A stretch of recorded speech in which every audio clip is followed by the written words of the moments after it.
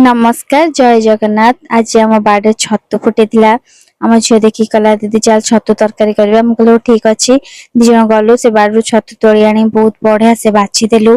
बाछी सारा पर हलदी पाने छतु पकईदेलु जेहेतु छतु जीवाणु था हलदी पाने पड़े जीवाणु गुड़ा मरी जाती तो से भलसे धुआ धुई करके मसला सजाड़ देलु। फास्ट पियाज पकेलु रसुण पकेलु अदा पकेलु टमाटो पकेलु लंका पकेलु जीरा पकेलु सोरिष पकेदेलु टिके कौन कला ग्राइंडर ग्राइंडिंग कर सारा पर मसला प्रस्तुत हो गला।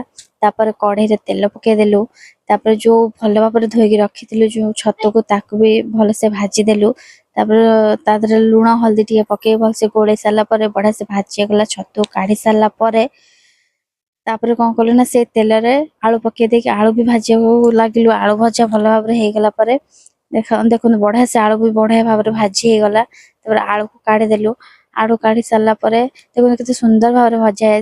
लंका गोटे फुटे देलु पियाज पकेदेलु। पियाज पके सारा भलसे गोड़े देकी टी मसला पकेदेलु जेहेतु अल्प छतु से अल्प परिमाण मसला पकेदेलु।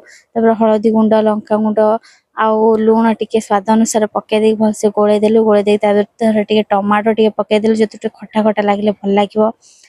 पानी दे बहुत बढ़िया भाव कौन कल गोड़े देलु।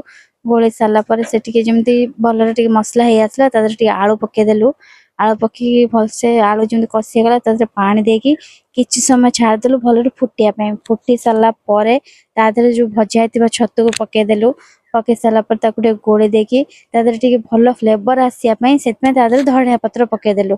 देखो रुटी सहित छतु तरकारी खाया जो टेस्ट बहुत ही बढ़िया लगुला। छतु तरकारी जेहेतु बाड़ी छतु पूरा मजा लगला खाया। मो वीडियो जो भल लगी लाइक शेयर सब्सक्राइब करदेवे।